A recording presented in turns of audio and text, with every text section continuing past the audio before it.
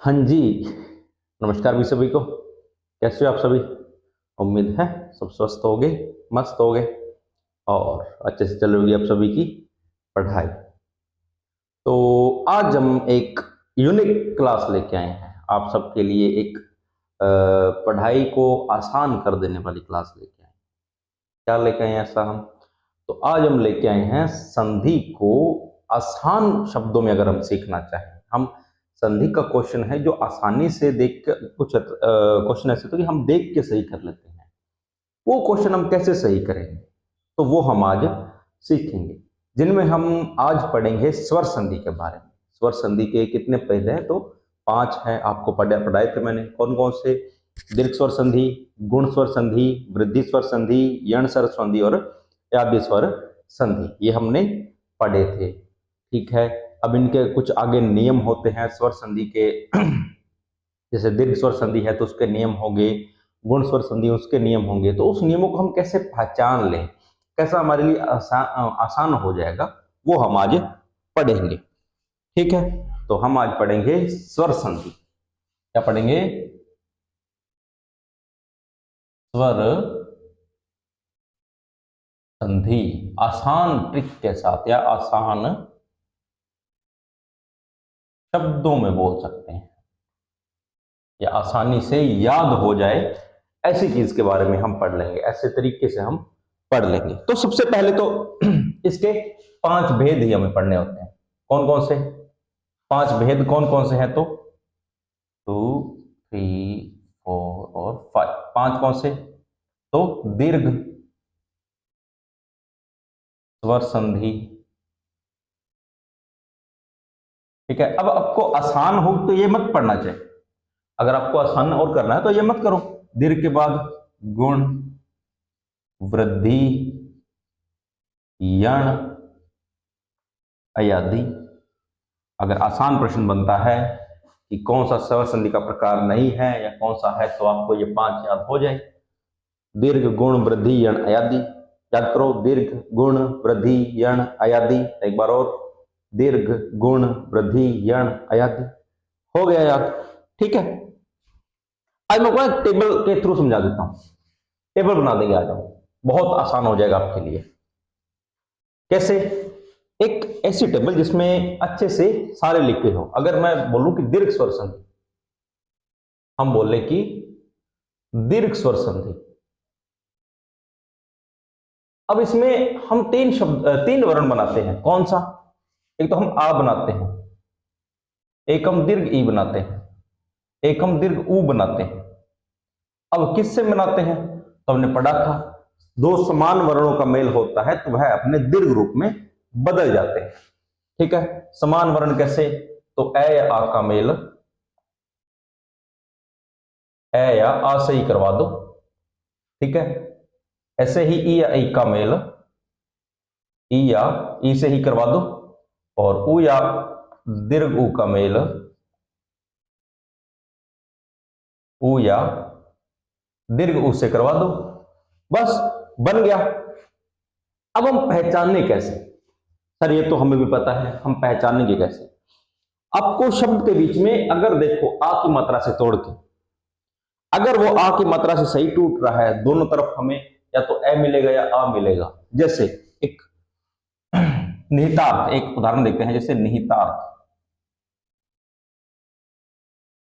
इसको तोड़ो। इसको मैं अगर बोलूं कि तोड़ूंगा कैसे, मैं शुरू करूं यहां से तोड़ूं, नहीं होगा। न योग इतार्थ नहीं होगा, यहां से नहीं टूट रहा है। से तोड़ के देखूं तो निह योग इतार्थ नहीं हो रहा। तय से तोड़ के देखूं तो निहित योग अर्थ बन रहा है। निहित योग अर्थ बन तो रहा है। अब ये तो ए आपको दिख रहा है कि सर एक तरफ तो ए हो गया, दूसरी तरफ ए कहां है? तो ये इसके अंदर जुड़ा हुआ है। मैंने आपको यह भी बताया था कि स्वरों और व्यंजनों को अलग अलग कैसे किया जाता है। ठीक है, तो इस तय में ए जुड़ा हुआ है, तो अगर हम इसको ऐसे लिखें, निहित में से ए बाहर निकाल दें और आगे हमारे पास अर्थ है। तो दो समान स्वर मिलकर दीर्घ बनाते हैं। किसको? आ को बना देंगे, तो इस तय में आ की मात्रा जुड़ जाएगी और क्या बनेगा? निहितार्थ, अर्थात आप दीर्घ जगह से उसको तोड़ के देखो। जैसे मैं लिखूं विद्यालय, क्या बनेगा? विद्या योग अल्य। और अगर करें तो बहुत सारे हैं, गौशाला, नहीं सॉरी भी, जैसे एक मिनट रुको भी, एक मिनट रुको, एक मिनट रुको।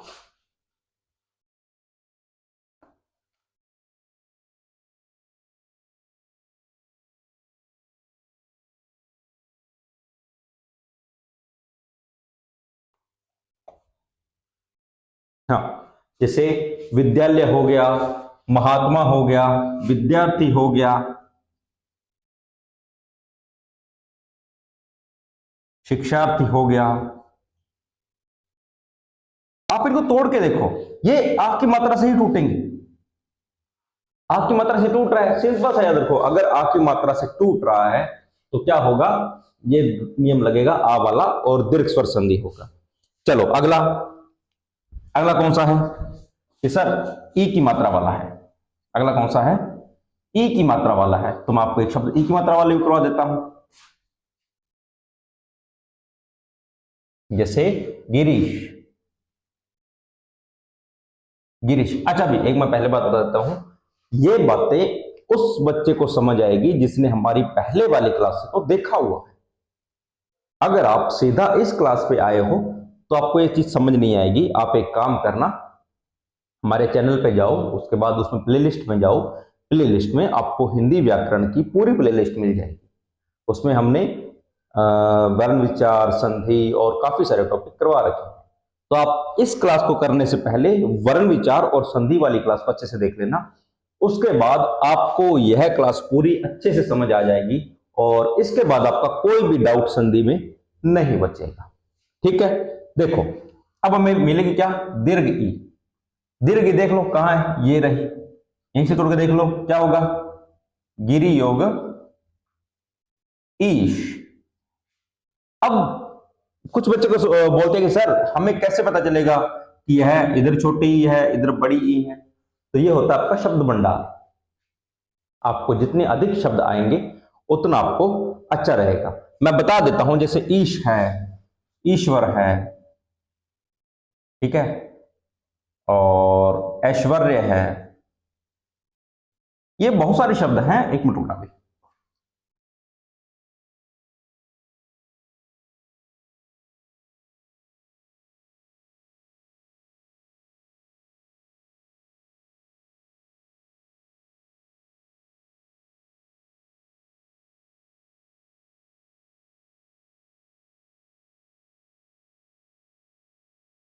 हाँ, तो ये बहुत सारे शब्द हैं जो ऐसे ही लिखे जाएंगे, हमेशा आपको काम आते रहेंगे।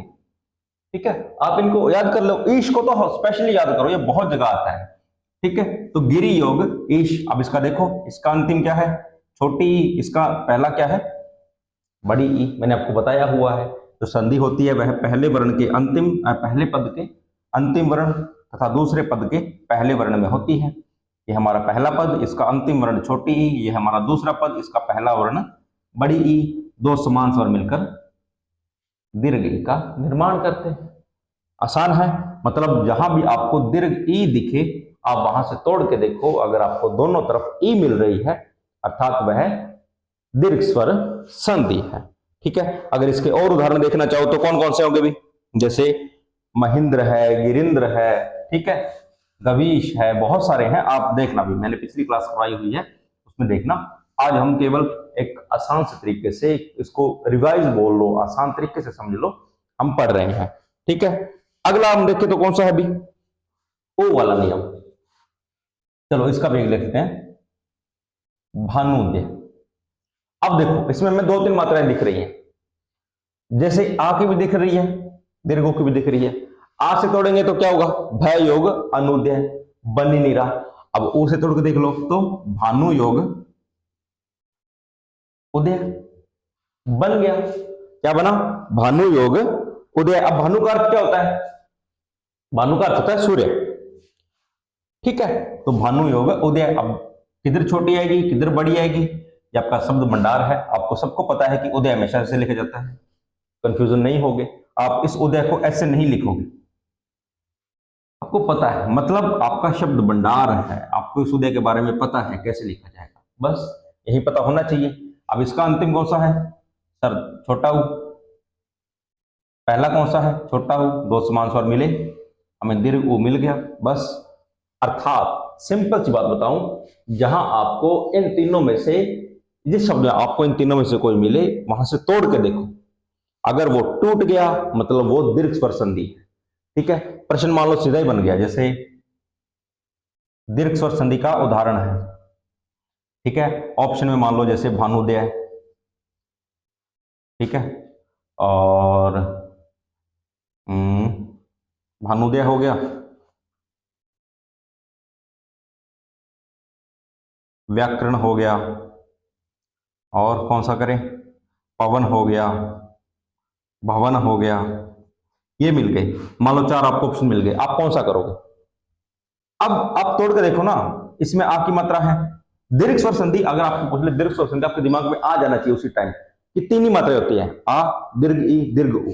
इनमें देखो कहां लगी हुई है, तो इन दोनों में तो लगी भी नहीं है। आसान करो ना प्रश्न को। कोई प्रश्न आ गया, दीर्घ स्वर संधि के उदाहरण है, आप देखो ये 3 मात्राएं कहां लगी हुई है। हर नियम में यही देखना है। मान लो यहां गुण स्वर संधि आ गया, तो गुण स्वर संधि की मैं आपको जैसे करवाऊंगा, चलो आपके एक बार देते हैं। जैसे दीर्घ स्वर संधि है, आपको सीधा सीधा पूछा दीर्घ स्वर संधि का उदाहरण है, आपको दिमाग में आना चाहिए आ, दीर्घ ई, दीर्घ उ। दो में नहीं है, ये मात्रा नहीं है, मतलब दो तो कट गए, सीधे सीधे कट गए, दो में बची, यहां बची, यहां बची। अब आप इसका करके देखो, व्याकरण में करके देखो, तो क्या वय योग आकरण या अकरण बनता है? नहीं बनता सर, ये शब्द नहीं बन रहा है। ये क्या बनता है? वियोग आकरण। मतलब एक तरफ ई की मात्रा आई है, एक तरफ आ की मात्रा आई है, हमें दो समान स्वर मिलाने हैं, मतलब ये भी नहीं, तो आपका भानुदय सही हो जाएगा। ऑप्शन काटना, काटोगे तो सही हो जाएगा। ठीक है, तो आपको दीर्घ स्वर संधि समझ आ गई होगी कि आपको आ, दीर्घ ई या दीर्घ उ का स्वर देखने को मिलेगा। जहां आपको ये तीनों स्वर में से कोई भी एक देखने को मिल जाए, वहां से शब्द तोड़ के देख लेना, आपका सीधे सीधा प्रश्न सही हो जाएगा। ठीक है, अगला कौन सा है? अगली है आपकी गुण स्वर संधि। गुण स्वर संधि, ठीक है, इसमें क्या होगा? इसमें हम ए या आ का मेल, सॉरी, ए या आ का मेल ई या दीर्घ ई से करवाकर ए बनाएंगे, ए या आ का मेल उ या दीर्घ उ से बनाकर ओ बनाएंगे, और ए या आ का मेल री से करवाकर अर बनाएंगे। यही है। एक मिनट रुकना, भी पानी पी लूं मैं।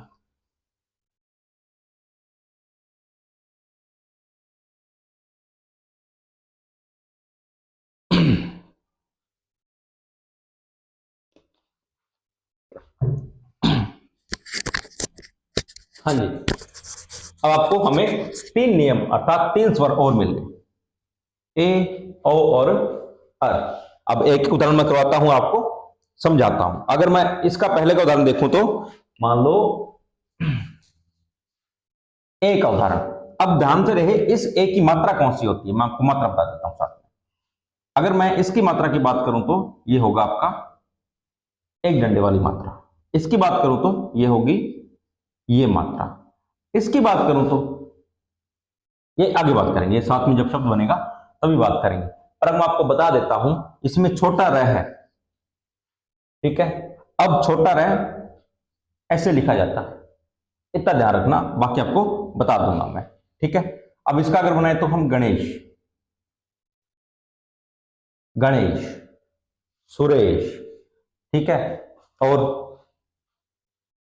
चलो और बता देता हूं, रमेश, यथोश, यथेश, एक ही करते हैं, एक बार 2 कर लेते हैं हम, रमेश या गणेश। अब गणेश का आपको करके देखो, मैं यहां से तोड़ूंगा इसको, कहां से, अण से तोड़ूंगा, क्यों, इसमें एक की मात्रा जुड़ी हुई है, हमें इनमें से कोई ना एक दिखेगा। देखो आ दीर्घ ई या दीर्घ ऊ की मात्रा तो हमें दिख नहीं रही है, हमें इन तीनों में से देखनी है। एक की मात्रा दिख गई हमें, इसी को तोड़ लो। अब एक की मात्रा बनी किससे है, ए या आ या ई या दीर्घ ई, तो गण योग ईश। अब कैसे, तो गण आपको सबको पता है अभी, मतलब क्या होता है, गण मतलब सेना, ठीक है, शिव की सेना, शिव की सेना होती है। अब इसमें ए ही जुड़ा हुआ है, आगे आपको मिल रहा है ई, ठीक है। अब ये दोनों मिले, ये दोनों के मिलने से क्या होता है, तो ए का मेल दीर्घ ई से होगा तो ए बनेगा, सॉरी ए बनेगा। बस करना क्या है, इस अण में ए को जोड़ देना, तो क्या हो जाएगा, गणेश। अब आसान शब्द में बोलूं, आपको ए की मात्रा दिखेगी, ए की मात्रा जहां दिखे और वहां से शब्दों को तोड़ के देखो, तोड़ के देखोगे आपको एक तरफ ए या आ की मात्रा, एक तरफ ए या आ की मात्रा, और दूसरी तरफ ई या दीर्घ ई की मात्रा दिखेगी, वहां क्या होगी, गुण स्वर संधि, ठीक है। अगला नियम और कर लेते हैं, अगला नियम ओ वाला। मैं आपको उदाहरण भी एक एक करवाऊंगा, अगर आपको और डिटेल में पढ़ना है इसको तो आप प्ले लिस्ट में जाइए, उसको ढंग से पढ़ सकते हैं, ठीक है। चलो अगला कौन सा है, ओ का नियम वाला, तो मैं इसको करूंगा महोत्सव। अब देखो, तोड़ के देखो, आपको सीधे सीधे मात्रा दिख रही है ना ओ की, आपको इन नियमों में से आ दीर्घ या दीर्घ की मात्रा दिख ही नहीं रही है, आपको ओ की मात्रा दिख रही है सीधी सीधी, ओ की मात्रा से तोड़ो, क्या बनेगा, आपको पता है मह नहीं महा होता है, और उत्सव आपको लिखना आता है सभी को। अब इसमें देखो, इसकी अंतिम मात्रा क्या है, आ है, पहली मात्रा क्या है, ऊ है, इनका मेल क्या बनाता है, ओ बनाता है। मतलब आपको सीधे से दिख गया कि जहां ओ की मात्रा होगी वह क्या होगा, गुण स्वर संधि का दूसरा नियम होगा, ठीक है। इसका और भी हो जाता है, जैसे यथोचित, यथोचित इसको मैं तोड़ू तो आपको सबको पता है यथा योग उचित होगा। कैसे, कि देखो सर हमने ओ को तोड़ा है, ये बनता किससे है, या तो ए या आ से, ऊ या दीर्घ ऊ से ओ बनता है। बस हमने यथा को देखा तो इसमें आ की मात्रा लगती है, उचित में हमको पता है कि छोटे ओ की मात्रा लगती है, आसान है, कर लोगे, ठीक है। अगला है तीसरा, तीसरा कौन सा है, अर वाला। कि सर अर वाला कैसे होगा, ये थोड़ा बच्चों को कंफ्यूजन रहती है, कौन से की, अर वाले की। चलो अब अगर मैं लिखूं महर्षि, महर्षि, अब देखो आप इसमें अर ढूंढना है, आपको क्या ढूंढना है, अर। अब मेरा मानना है कि जो नियम आपको सीधे दिख ना रहे, आपको इस, ये तो दिख रहा होगा, मैंने आपको बताया था कि आपको आधा रह दिखेगा, दिख रहा है, कहां दिख रहा है, ये दिख रहा, दिख गया। अब जिस पे लगा है ना, ये जिस पे लगा है उससे तुरंत पहले देखो, उससे तुरंत पहले वाले जो व्यंजन है उस पर ए की मात्रा जुड़ी होगी, क्या जुड़ी होगी, ए की मात्रा। अब इसको करके देखो, बस। अब मैं इसको बनाऊं तो महायोग ऋषि, सॉरी महायोग ऋषि। अब इसको मैं अलग अलग करूं तो मह, इसमें आ की मात्रा, आगे री हमारे पास स्वर है, और शी, ठीक है। हमने क्या पढ़ा था, ए या आ का मेल री से होने पर हमें अर मिलता है, अर मिल गया। अब देखो हमारे पास इधर क्या है, मह है, हमारा हलंत लगा हुआ है, इधर है हमारा शी, दोनों निकलेंगे, ये ए इधर निकलेगा, र इधर निकलेगा, ए इधर है में जुड़ जाएगा तो मह, और र हमारे पास आधा है, मैंने आपको बताया हुआ है, जो आधा रह होता है वो सिर पर लगता है, जो पूरा रह है वो पैर में, आधा रह है वो सिर पे, तो ये लगेगा शी के सिर पे, तो महर्षि, ठीक है, इतना आपको समझ आ गया। अब मैं आपको थोड़ा सा शॉर्ट में बताता हूं, शॉर्ट में बताता हूं कैसे। क्वेश्चन आ गया,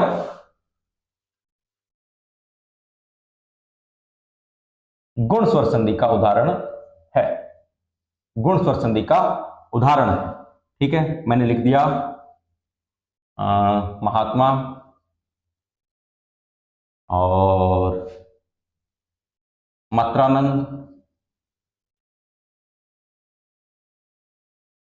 और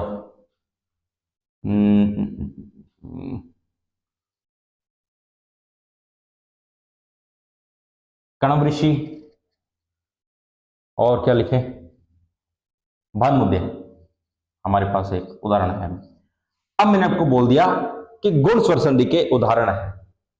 आपको पता होना चाहिए कि गुण स्वर संधि में हमें तीन ही मात्रा देखने को मिलती है, ए की, ओ की और अर की। अर की मात्रा, ए की मात्रा क्या होगी, ये होगी, ओ की मात्रा ये होगी, और अर की मात्रा आपको आधा रह देखना है। देखो कहां लगा हुआ है, इसमें कोई भी मात्रा नहीं है, इसमें इनमें से कोई मात्रा नहीं है, इसमें इनमें से कोई मात्रा नहीं है। आपको ये साफ साफ दिख रहा है तो ये सीधे सीधा क्लिक हो जाएगा। ये जो ट्रिक है ये उन प्रश्नों के लिए है जो आपको आसान है, जो आपको देखते ही करने हैं, आपको इनमें दिमाग नहीं लगाना है। और जो आपका आगामी एग्जाम आ रहा है बीएसटीसी, इसमें तो ऐसे प्रश्न ही बनेंगे, वो आपको टफ प्रश्न देगा ही नहीं। ये वो प्रश्न होंगे जिनको आपको देखते सीधे सीधा टिक मारना है। ठीक है, चलो ये नियम भी समझ आ गया होगा आप सभी को, बताना भी। ये नियम आपको आसानी से समझ आ गया होगा। चलो अगला करते हैं, तीसरा नियम, वृद्धि स्वर संधि। वृद्धि स्वर संधि। अब एक शब्द देखो, ये वृद्धि, वृद्धि मतलब बढ़ना, पिछले नियम से बढ़ जाएगा। हमने यहां दो मात्राएं पढ़ी है, ए और ओ की, इनका दीर्घ रूप बनेगा। इनका दीर्घ रूप कौन सा होता है सर, आई और औ। इनकी मात्राएं कैसे होती है, इसकी ये होगी और इसकी ये होगी। अब ये बनते कैसे हैं, तो ए या आ का मेल ए या आई से होगा, और ए या आ का मेल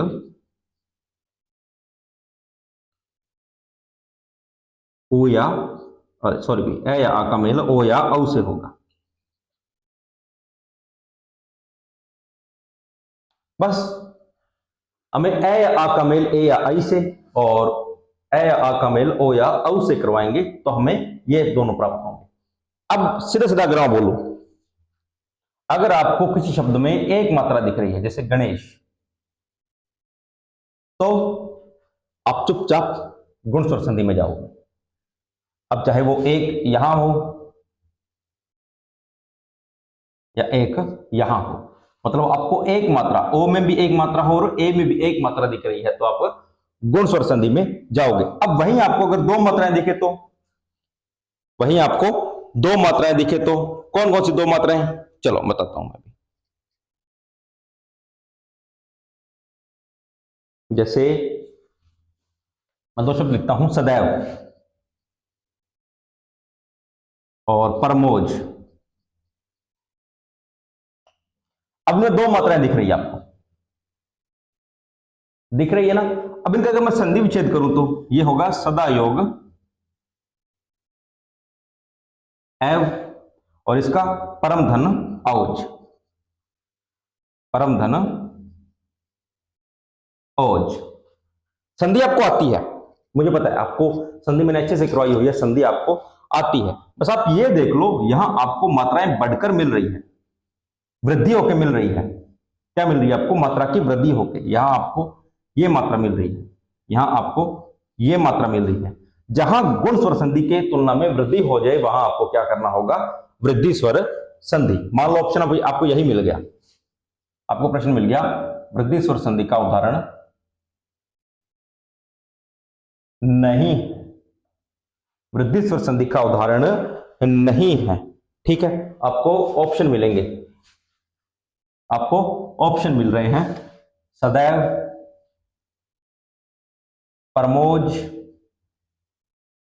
वनौषध और गणेश, गणेश ही कर लो। अब आपको सीधा सीधा ध्यान होना चाहिए कि वृद्धि स्वर संधि मतलब दो मात्राएं दिखेगी हमें। एक तो आई की मात्रा दिखेगी जो ये होती है, औ की मात्रा दिखेगी जो ये होती है। ठीक है, अब आप इनमें देखो, हमें इसमें ये मात्रा दिख रही है, इसमें भी ये मात्रा दिख रही है, इसमें भी ये मात्रा दिख रही है, पर इसमें हमें केवल एक ही मात्रा दिख रही है, ये वाली। बस ये नहीं होगा, बाकी होंगे। आसान प्रश्न हम ट्रिक से कैसे बना लेंगे, ये तरीका होगा। ठीक है, समझ आया? एक बार रुको भी।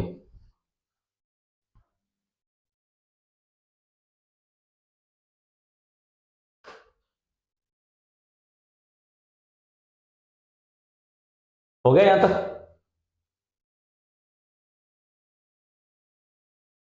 चलो अगला कौन सा होगा? अगला हमारा नियम पढ़ते हैं हम, वृद्धि यण स्वर संधि। यण स्वर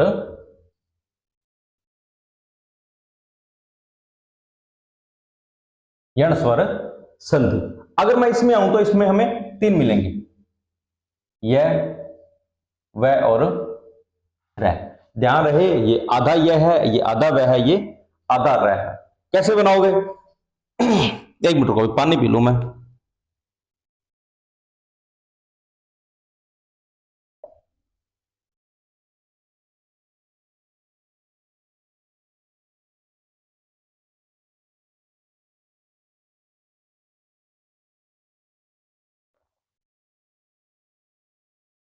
अब देखो, यदि ई या दीर्घ ई का मेल असमान स्वर से, सबको पता है असमान स्वर मतलब हमें ई मिल गई, मान लो हमारा ई का मेल बाकी किसी भी 10 स्वर में से कोई एक से हो जाए, बाकी 10 स्वर, 11 स्वर होते हैं, एक हमारा इधर आ गया दीर्घ ई, बाकी जो भी बच गया वो हमारा इसका असमान स्वर है, मतलब इसके जैसा नहीं है, इससे अलग होगा। तो ई या दीर्घ ई का मेल असमान स्वर से हो तो यह बनेगा, वैसे ही उ या दीर्घ उ का मेल असमान स्वर से हो तो वह बनेगा, और री का मेल असमान स्वर से हो तो रे बनेगा। अब मैं अगर इसकी आसान ट्रिक अगर आपको बताऊं, आसान बताऊं, तो आपको शब्द के अंदर यह से पहले कोई भी शब्द आधा मिलेगा, सॉरी, यह से पहले कोई भी वर्ण आधा मिलेगा, वह से पहले कोई भी वर्ण आधा मिलेगा, और रे से पहले आपको तय मिलेगा। रे से पहले क्या मिलेगा? तय मिलेगा, वो भी आधा। ठीक है, अब सर हम कैसे बनाएंगे? आपके दिमाग में आ रहा होगा कि हम कैसे बनाएंगे। एक मिनट रुकना भाई। हाँ, अब देखो, पहली बात तो इस री की मात्राएं होती है ये वाली, ठीक है, और तय और रे मिलकर त्रय बनते हैं। तो अगर मैं बोलूं आपको शब्द के अंदर आपको त्रय मिल जाए तो यण स्वर संधि होगी। तीन नियम याद रखना, यह से पहले आधा, वह से पहले आधा और त्रय। अब मैं आपको शब्द लिखता हूं, व्याकरण में कौन सी संधि है? व्याकरण में कौन सी संधि है? आपके दिमाग में घूमना चाहिए कि यह से पहले हमें आधा करवाया था, यह से पहले हमें आधा मिल गया, अब टूटेगा कैसे? अब टूटेगा कैसे? तो हमने यह को बनाया है, कैसे बनाया है कि हमने ई या दीर्घ ई में असमान स्वर जोड़ा था, तब हमारा यह बना था, मतलब हमने यह को बनाया था, यह को बनाया था किससे? ई या दीर्घ ई के साथ हमने असमान स्वर जोड़ा था। अब हमें इधर तो पता है कि इधर तो सर ई या दीर्घ ई होगा, हम ई या दीर्घ ई जोड़ेंगे किसमें? तो इस आधे बचे हुए स्वर में, किसमें? वह में। हम वह में ये जोड़ लेंगे सर। अब कौन सा जुड़ेगा? सबको पता है भी छोटा वाला जुड़ता है, तो हम इधर तो कर लेंगे। हमें असमान स्वर कौन सा मिलेगा? हमें तो बताया ही नहीं था, 10 में से कोई भी हो सकता है।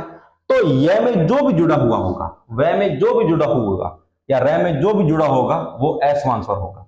अब देखो, यह में कौन सा जुड़ा हुआ है तो आ, तो आकरण। कुछ नहीं करना है आपको, यह का लोप हो जाएगा भाई, यह तो हट जाएगा। पहली बात यह नहीं लिखना है, यह तो हट ही जाएगा।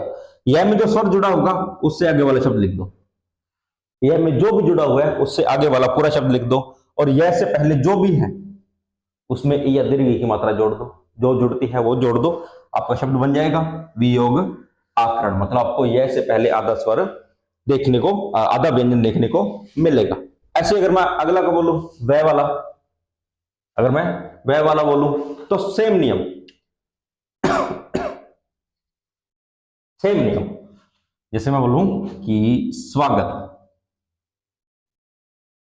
अब देखो वही नियम फॉर्मूला करो, वह से पहले आधा, हमें वह से पहले आधा मिल गया।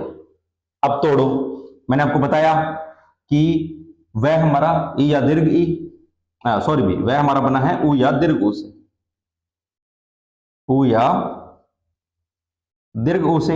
आगे वाला कौन सा होगा तो जो भी वह में मात्रा जुड़ी हुई है उससे लेके आगे वाला पूरा लिख दो, आगत लिख दिया।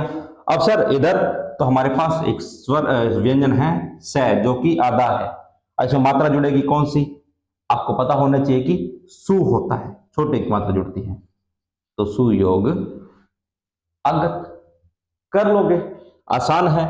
यह से पहले आधा वह से पहले आधा, आपको करना क्या है, जो भी इन दोनों में आधा जुड़ा हुआ है उस स्वर से लेके आप आगे वाला लिख दो, और जो आधा जुड़ा हुआ है उसमें या तो अगर यह है तो या दीर्घ की मात्रा जोड़ दो, वह है तो उ या दीर्घ की मात्रा जोड़ दो, आसान है। अगला है कौन सा, री वाला। तो मैंने आपको री का बताया कि यह कैसे लिखा जाता है, एक मिनट रुको। री लिखा कैसे जाता है भी, री की मात्रा होती है यह, एक शब्द लिखता हूं पित्राज्ञा, पित्राज्ञा। तो मैंने आपको बोला था आपको शब्द में तय त्रय दिखेगा, त्रय बनता कैसे है, तय और रै से। अब देखो तय और रै से बनता है, तो मैं अगर लिखूं इसको पी योग, तय को पूरा, तय को काटो, तय योग रै योग आज्ञा, इसको पूरा लिख देता हूं मैं, सॉरी भी, आज्ञा लिख दिया। हमें तय से पहले, रै से पहले आधा मिल गया, कौन सा, तय, और आपको तय ही मिलेगा, हर बार तय ही मिलेगा। इन दोनों को मिला के हम त्रय बनाते हैं। अब रै तो हट जाएगा, रै तो हटेगा ही हटेगा, ये तो हमारा पहले भी हो गया कि यह भी हटेगा, वह भी हटेगा और रै भी हटेगा जब हम शब्दों का संधि विच्छेद करेंगे। रै हटेगा, आगे वाला हमें मिल गया कौन सा, आज्ञा, कौन सा मिला, आज्ञा, सॉरी आप देख लेना अभी क्या लिखा हुआ है, आज्ञा, आज्ञा। अब इधर सर कौन सा लिखा जाएगा, तो हमें सिर्फ रै को काटना है, इस तय को नहीं। और अब इस तय में मात्रा किसकी जुड़ी हुई थी, री की, बस हो गया। तो बार करके दिखाऊं, तो अगर मैं बोलूं कि हमने क्या था, री के बाद असमान स्वर, तो यह इसमें जुड़ा हुआ है री, इसके बाद असमान स्वर आ आया, ये दोनों मिलाकर क्या बनाएंगे, रै बनाएंगे। ठीक है, तय के बाद रै, रै बनेगा। अब आसान शब्द कर देते हैं इसको, आसान भाषा में अगर मैं समझाऊं, आसान भाषा में अगर मैं आपको समझाऊं तो क्या होगा, यह से पहले आधा, वह से पहले आधा और रै से पहले आधा आपको मिलेगा, रै से पहले भी आधा आपको देखने को मिलेगा। यह से पहले कोई भी हो सकता है, वह से पहले भी कोई भी हो सकता है, पर रै से पहले हम हमेशा तय होगा, तय और रै दोनों मिलकर त्रय बनाएंगे। तो आपको यह से पहले आधा, वह से पहले आधा या त्रय देखने को मिले, आप चुपचाप यण स्वर संधि पे जाना। आपको क्वेश्चन मिल गया, यण स्वर संधि का उदाहरण नहीं है, ऑप्शन है मात्रानंत, पित्रानंत और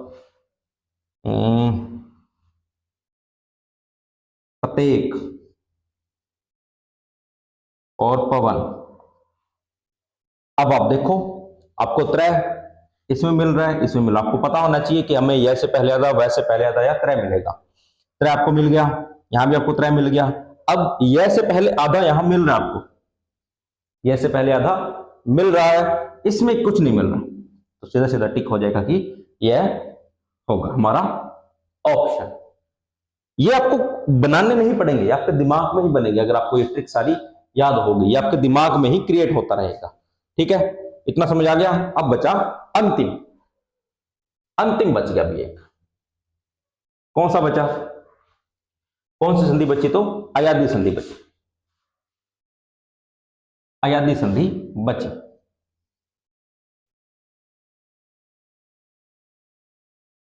अयादी संधि बची, तो ये मैं आपको अगली क्लास में अच्छे से करवाऊंगा, क्योंकि यह थोड़ी सी लेंथी बोल सकते हैं अभी, ये थोड़ी सी थोड़ा समझना पड़ेगा इसमें। मैं नहीं चाहूंगा कि आपको क्लास बहुत ज्यादा लंबी मिल जाए। मैंने आपको एक क्लास में लगभग 25 से 30 मिनट की क्लास होगी, उसमें मैंने आपको चारों नियम अच्छे से करवा दिए हैं, आपको और अच्छे से याद हो जाएंगे, लिख भी दिए हैं ताकि आप शॉर्ट नोट्स बना लो। ठीक है, और अगली क्लास में मैं आपको अयादी संधि अच्छे से करवाऊंगा। हो सकता है इससे प्रश्न बन जाए, क्योंकि इसमें जो होगा आपका अय, आय, अब और आव बनेंगे। अब आपको एक प्रश्न छोड़ रहा हूं, ये किसके मेल से बनेंगे?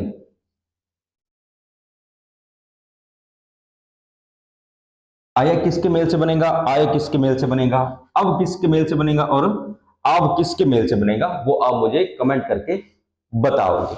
ठीक है, और बाकी मिलते हैं आपको अगली क्लास में, तब तक आप सभी का धन्यवाद अभी। और पढ़ लेना, बीएसटीसी वाले बच्चे स्पेशल पढ़ लेना, भी 4-5 दिन बचे हैं तो उनके लिए तो बहुत जरूरी है ये क्लास। ठीक है, तो आप जरूर देखना और पढ़ना, और मिलता है आपको अगली क्लास में, तब तक आप सभी का धन्यवाद।